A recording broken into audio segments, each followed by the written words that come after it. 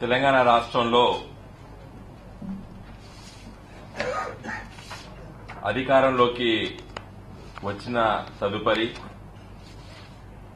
తెలంగాణ రాష్ట్ర ప్రభుత్వము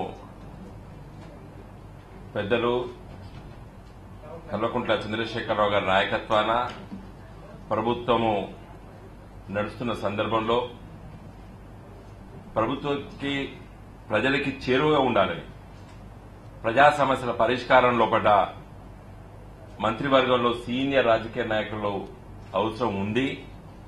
ముఖ్యంగా నిజాయితీతో పనిచేసేటువంటి మంత్రివర్గ సభ్యులు కోరుకునే ఆలోచన ఉన్నటువంటి ముఖ్యమంత్రి గారు పెద్దలు మిత్రులు కడియం శ్రీహరి గారిని వారు ఎంచుకొని తెలంగాణ రాష్ట్ర మంత్రివర్గంలో విద్యాశాఖ మంత్రిగా మరియు ఉప ముఖ్యమంత్రిగా వారు 25 జనవరి 2015 నాడు ప్రమాణ స్వీకారం చేసిన విషయం మనకు తెలుసు. లోక్సభ సభ్యులుగా ఉంటూ ఒక రాష్ట్ర కేబినెట్ లో మంత్రిగా ప్రమాణ స్వీకారం చేసినటువంటి కడియం శ్రీహరి గారు తప్పని పరిస్థితిలో 6 మాసాల లోపల రాజీనామా చేయాలి. అది రాజ్యాంగబద్దంగా. వారు మొన్ననే 1వ తారీఖు నాడు శాసన మండలికి కూడా ఎన్నిక కాబడ్డారు. ఎన్నికైన తదుపరి ఈరోజు వారు స్పీకర్ గారికి రాజీనామా పత్రాన్ని ఇప్పుడే ఇచ్చి నేరుగా మీ దగ్గరికి రావడం జరిగింది. ఒక విధంగా చాలా సంతోషంగా ఉంది, ఒక విధంగా చాలా బాధాకరంగా ఉంది. సంతోషం ఎందుకంటే తెలంగాణ రాష్ట్రం ఏర్పడ్డ తర్వాత కేసీఆర్ గారికి అండదండలుగా ఈరోజు తెలంగాణలో ఉన్నటువంటి విద్యార్థులకి ఒక మంచి విద్యా విధానాన్ని కేజీ టు పీజీ విద్యా విధానాన్ని అమలుపరచడానికి అనుభవజ్ఞులైనటువంటి మంత్రిగా కడియం శ్రీహరి గారు తప్పనిసరిగా రానున్న రోజుల తెలంగాణ విద్యార్థులకి ఒక గొప్ప వరంగా వారు పనిచేయబోతున్నారు. అది సంతోషదాయకం ఉంది, సంతోషిస్తున్నారు. అదే సందర్భంలో ఒక పార్లమెంట్ సభ్యుడిగా టీఆర్ఎస్ పార్టీ పార్లమెంటరీ పార్టీ తరఫున బాధాకరమైన విషయం ఏంటంటే మాకిక్కడ 11 మంది లోక్సభ సభ్యులు, ఒకరు రాజ్యసభ సభ్యులు.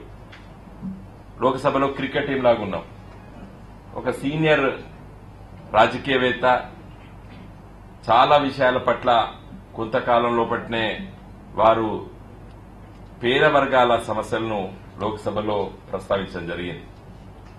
ప్రశ్నోత్తరాల సమయంలో సప్లిమెంటరీ క్వశ్చన్స్ కానివ్వండి, లేకపోతే వారు ఎంచుకున్నటువంటి కమిటీలు కూడా బడుగు బలహీన పేద వర్గాలు ఎస్సీ ఎస్టీ ప్రజలకి నేను ఏదో చెయ్యాలని తప్పనిసరిగా కమిటీలో ఉండాలని చెప్పి కూడా వారు పట్టుబట్టి ఆ కమిటీలో స్థానాన్ని సంపాదించుకున్నారు. ఆ విధంగా లోక్సభ ప్రొసీడింగ్స్ లోపల దేశ రాజకీయాల్లో కూడా మంచిగా పేరు తెచ్చుకునేటువంటి అవకాశం ఉన్న వ్యక్తి ఈరోజు రాజీనామా చేయడం కొంత బాధాకరంగా ఉంది నాకు. ఏదేమైనప్పటికీ కూడా రాజకీయాల్లో మన పార్టీ నాయకుడి ఆలోచన విధంగా పనిచేయాలి కాబట్టి వారి చేసినటువంటి సూచన మేరకు వారు ఈరోజు రాజీనామా చేసి రాష్ట్ర మంత్రివర్గంలో సభ్యులుగా వెళ్తున్నారు. ఇదే సందర్భంలో ఢిల్లీలో నిన్న ఇవాళ ఇక్కడ ఏదో జరగబోతోంది. ఈరోజు ఉదయం పూట వచ్చినాం మేము. హైదరాబాద్ లో గవర్నర్ పరిపాలన ఉంటుందా అని అంటే మాట్లాడే తీరు చూస్తే కూడా ఏదో జరగబోతున్నది. నిన్న మొన్న హైదరాబాద్ లో జరిగిన సంఘటనలు, గత వారం 10 రోజుల నుంచి జరిగినటువంటి అవినీతి కార్యక్రమాలు జరుగుతున్న సందర్భంలో రాజ్యాంగబద్దంగా పోలీసు వ్యవస్థకు ఉన్నటువంటి అధికారం ప్రకారంగా అరెస్టు చేసి ఒక శాసనసభ్యుల్ని రిమాండ్కు పంపిన సందర్భంలో ఇన్వెస్టిగేషన్ చేస్తున్న సందర్భంలో చాలా విషయాలు బయటకు వచ్చిన సందర్భంలో ఆంధ్రప్రదేశ్ రాష్ట్ర ముఖ్యమంత్రి తెలుగుదేశం పార్టీ అధ్యక్షులు నారా చంద్రబాబు నాయుడు గారి పై కూడా ఆరోపణలు చేయడమే కాకుండా వారు మాట్లాడిన తీరు టీఆర్ఎస్ పార్టీ శాసన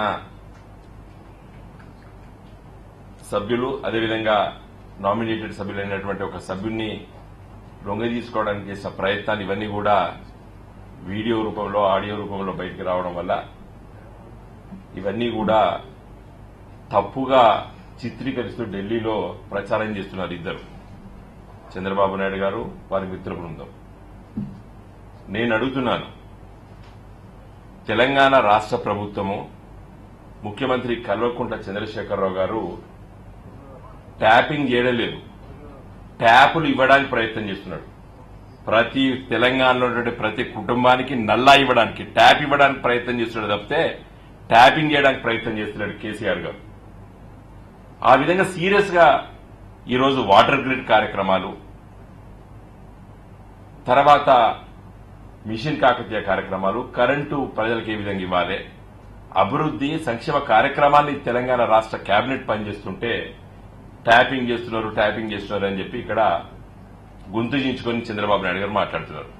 ట్యాపింగ్ అనేది ఇద్దరి సంభాషణను మూడో వ్యక్తి వినాలనుకున్నప్పుడు ట్యాప్ చేస్తారు.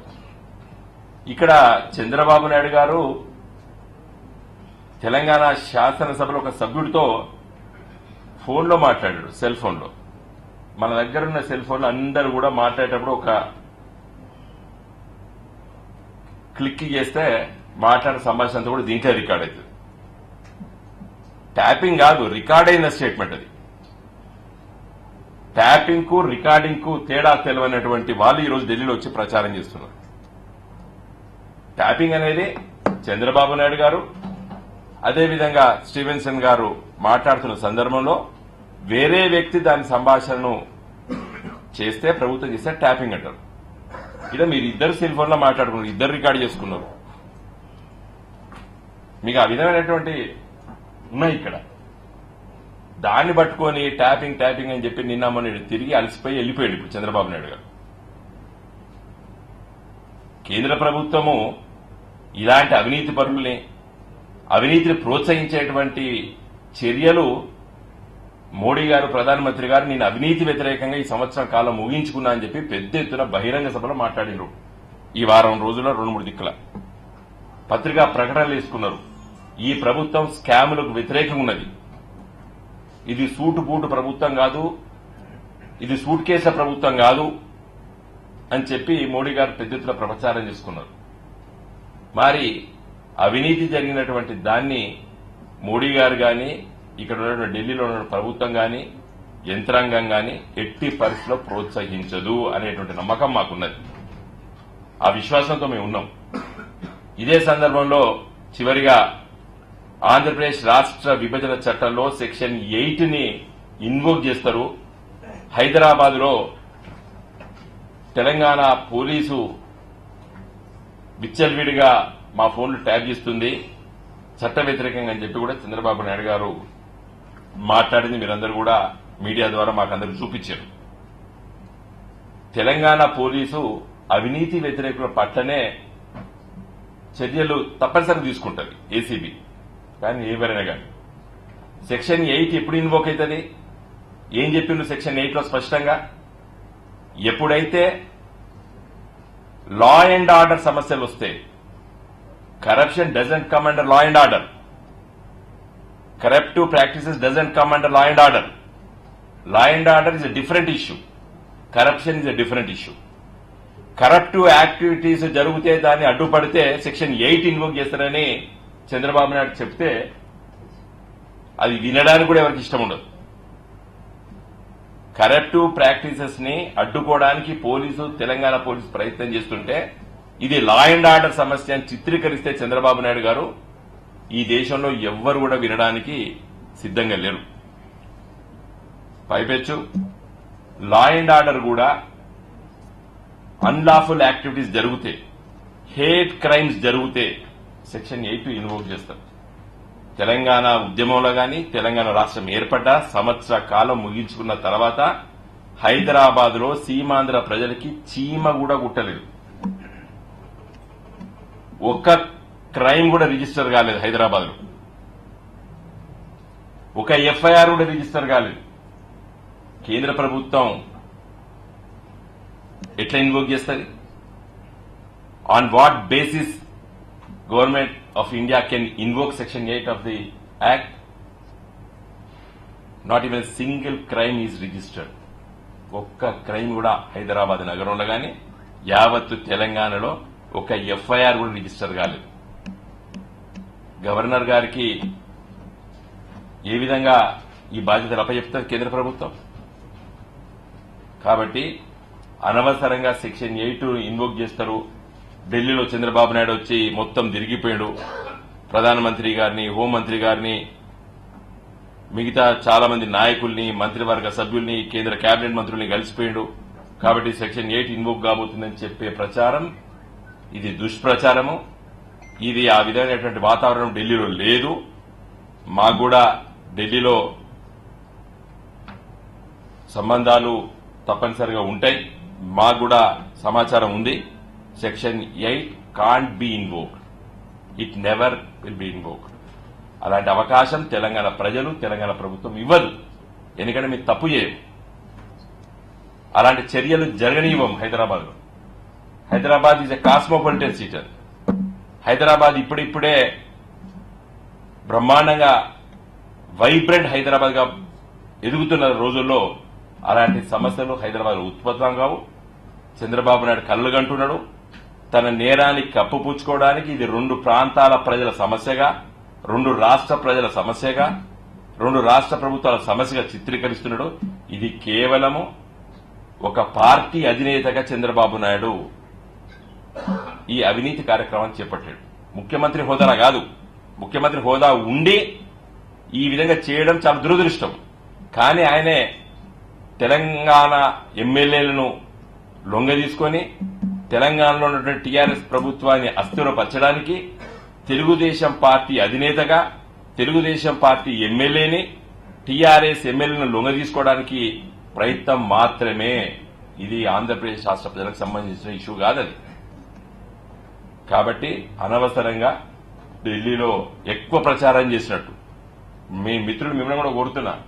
మరి ఇప్పుడు కడియం శ్రీహరి గారు ఈ రోజు రాజీనామా చేసే సందర్భంలో మేము ఇక్కడ రావడం జరిగింది. ఎందుకంటే మేము ఎక్కడ ప్రజల మధ్యలో ఉంటాం, అక్కడి నుంచి ఎక్కువ తిరుగుతుంటాం. కాబట్టి మేము ఈ అవకాశంతో ఇక్కడికి ఈ రోజు వచ్చి క్లుప్తంగా అయినా ఈ విషయాలన్నీ కూడా మీ ముందు పొందపరిచాం. మీరు కూడా ఢిల్లీలో మా తరఫున పెద్ద ఎత్తున దీనికి ప్రచారం ఇవ్వాలని చెప్పి నేను కోరుతూ సెలవు తీసుకున్నాను.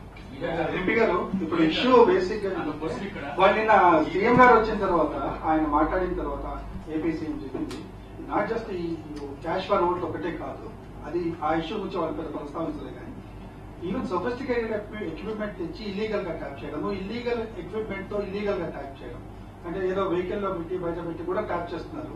అట్లా కేవలం నాది కాదు, నా మంత్రులది, మా అధికారులది కూడా చేస్తున్నారు. ఇది దాదాపు ఇట్లా 120-130 దాకా మా ఫోన్లని ట్యాప్ అయ్యాయి అన్నారు. ఇది చాలా వాళ్ళ దగ్గర ఆధారాలు ఉన్నాయన్నారు. ఇది చాలా పచ్చి అబద్దము. ఇది దుర్మార్గమైన దుష్ప్రచారము. ఆధారాలుంటే ఇది అనబట్టి కూడా 4 రోజులే. ఎందుకు కంప్లైంట్ చేయలేదు? ఇది అనబట్టి కూడా 4 రోజులే. ఇంతవరకు ఎందుకు కంప్లైంట్ చేయలేదు?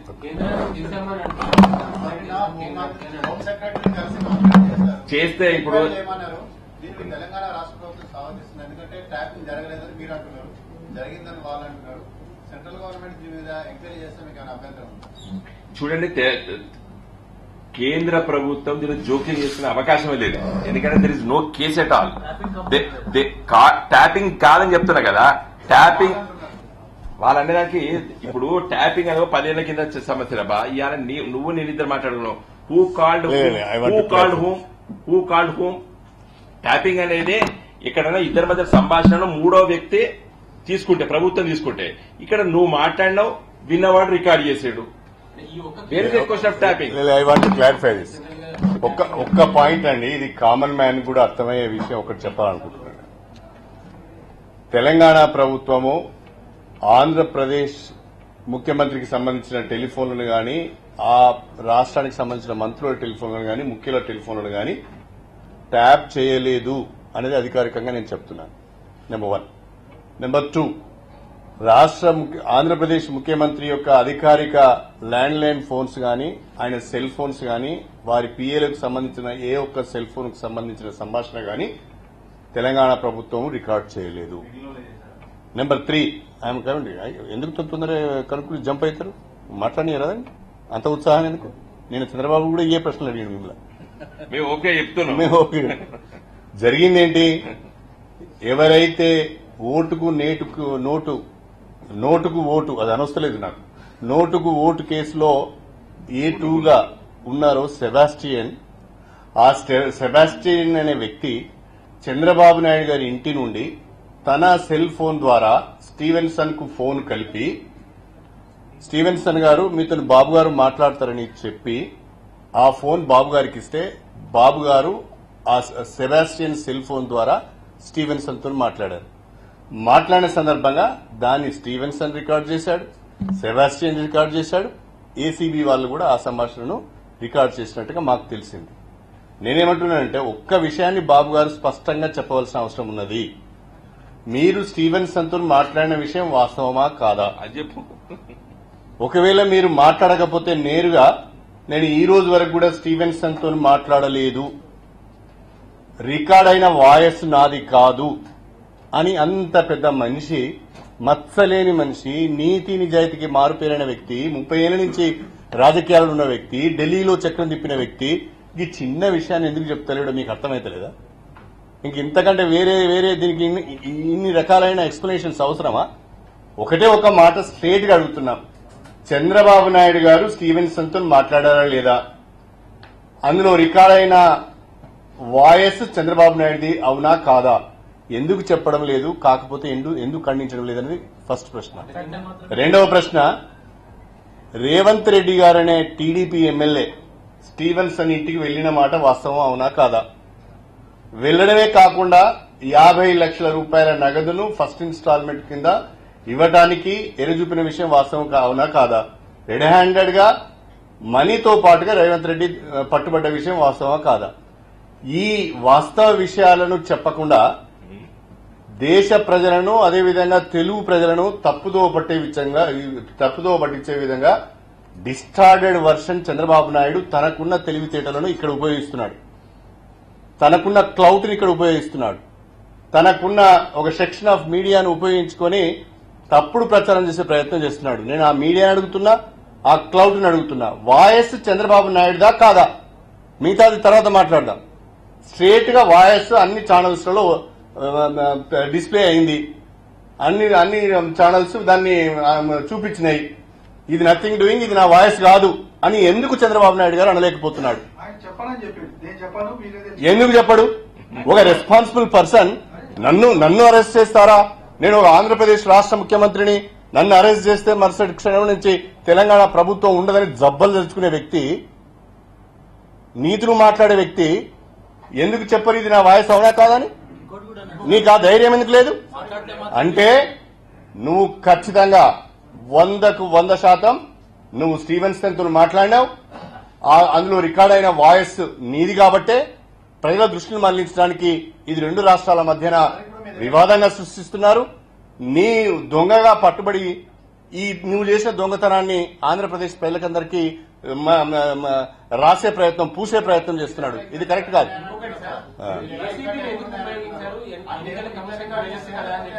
స్టీవెన్సన్ గారు ఎప్పుడైతే ఒక పర్సన్ తన దగ్గరికి అప్రోచ్ అయ్యాడో, ఎమ్మెల్సీ ఎన్నికలలో మాకు ఓటు వేయండి మీకు డబ్బులు ఇస్తామని చెప్పారో, ఆయన చాలా క్లెవర్ గా ఇన్ రిటర్న్ ఈ లాడ్జ్డ్ పిటిషన్ విత్ ఏసీబీ. మీరు ఈ విషయాన్ని అర్థం చేసుకోవాలి దయచేసి. అది నిన్న మొన్న అయింది కాదు, పట్టుబడడానికి 3 రోజుల ముందు లాడ్జ్ చేసిన పిటిషన్. ఈ వాస్తవాలను కూడా మీకు వస్తాయి. ఏసీబీ మెల్లమెల్లగా ఒక్కొక్కటి మీకు చెప్తుంది.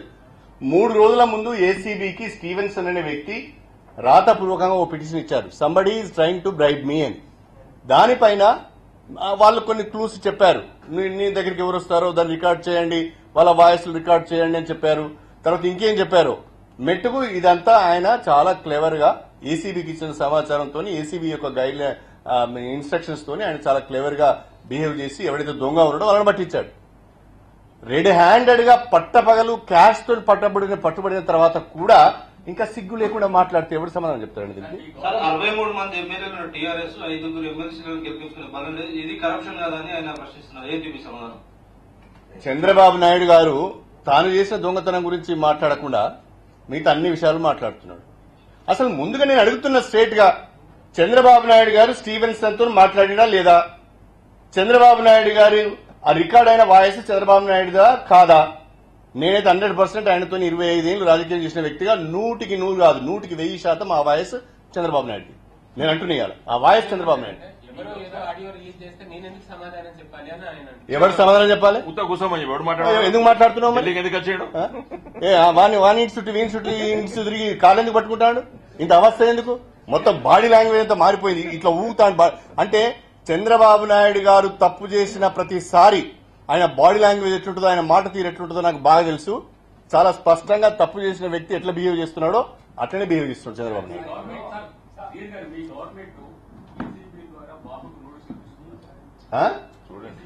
అది ఎంక్వైరీ చేసుకున్న ఏజెన్సీ నిర్ణయం తీసుకోవాల్సిన విషయం. Government is nothing to do that. మీ శాఖకు సంబంధించి ఏపీలో ఎంసెట్ కౌన్సిలింగ్ జరుగుతుంది, హైదరాబాద్ లో ఒక ఎంసెట్ కౌన్సిలింగ్ సెంటర్ కూడా పెట్టలేదని చెప్పి ఆరోపిస్తూ వాళ్ళు మిమ్మల్ని కన్సర్న్ అయ్యారని కూడా చెప్తున్నారు. అనవసరమైన ఆరోపణలు రేపు రమ్మనండి, నా ఆఫీసే ఇస్తాను, హాయిగా కౌన్సిలింగ్ చేసుకోవచ్చు. తెలియదక్కువ గివే పనికిరాని విషయాలు అని లతకోరు విషయాలు ఇస్తాము. నా దగ్గరికి మన గంటా శ్రీనివాసరావు గారు నా దగ్గరికి వచ్చారు, ఆయన అడిగారు, మేము ఇస్తా అన్నాము.